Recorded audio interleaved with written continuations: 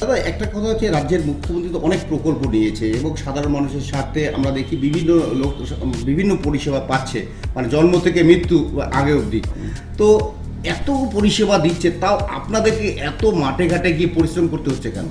না, দেখুন, আজকে আমরা যারা রাজনৈতিক ময়দানে আছি, রাজনীতি করি, তাদের মাঠে ময়দানে পড়ে থাকতেই হবে। হ্যাঁ, এটাই আমাদের ভাবে নেন কর্মসূচি।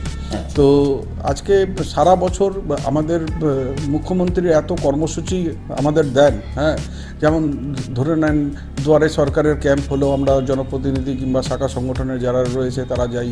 তাছাড়া বিভিন্ন দলের কর্মসূচি, হ্যাঁ, যেগুলো আমাদের পালন করতে হয়। তো আমাদের দলের যেগুলো কর্মসূচি আছে সেটা সরাসরি মানে আমরা জনগণের সাথে যুক্ত থাকি। আপনি আদার্স পার্টি বলুন, কংগ্রেস বলুন, বিজেপি বলুন, সিপিএম বলুন, তাদেরকে সারা বছর কিন্তু মাঠে ময়দানে দেখা যায় না। যখন ভোটের ডঙ্কা বাজে তখন উড়ে গিয়ে জুড়ে আসে। কেউ ধর্মের সুশ্রী দিয়ে ভোট টানার চেষ্টা করে, কেউ বিভিন্ন ষড়যন্ত্র প্রলোভন দেখিয়ে ভোট টানার চেষ্টা করে। তো এবার মানুষ, আমি মনে করি, অনেক সজাগ হয়ে গেছে, সচেতন হয়ে গেছে। এবার পশ্চিমবঙ্গে উন্নয়নের আধারে কে ডেভেলপমেন্ট করতে পারবে, কে ভালো পরিষেবা দিতে পারবে, সেই আধারে ভোটটা হবে। কোনো ধর্মের কিংবা সাম্প্রদায়িকতা সুরসুরি দিয়ে ষড়যন্ত্র করে এবার পশ্চিমবঙ্গের মানুষের ভোট নিতে পারবে না। এবার পশ্চিমবঙ্গ মানুষ দেখেছেন কি করে মাননীয় মুখ্যমন্ত্রী মমতা বন্দ্যোপাধ্যায় ৭৪টা প্রকল্প দিয়ে মানুষদের কি হিসাবে সুবিধা করে দিয়েছেন। অপরদিকে বিজেপি সরকার ষড়যন্ত্রর জন্য মানে বাংলার মানুষকে তাদের অধিকার থেকে বঞ্চিত করছে।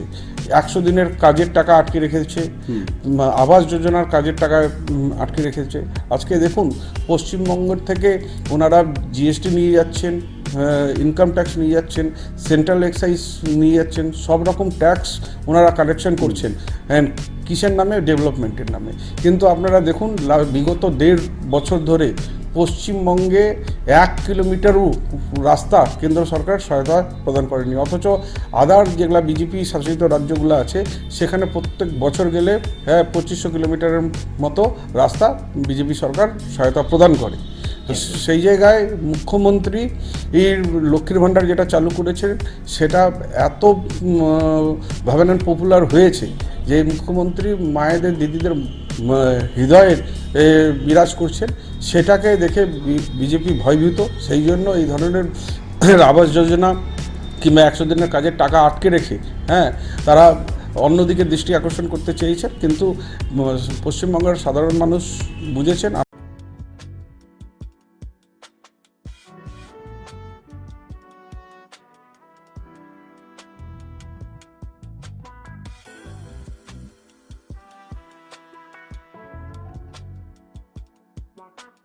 Bye.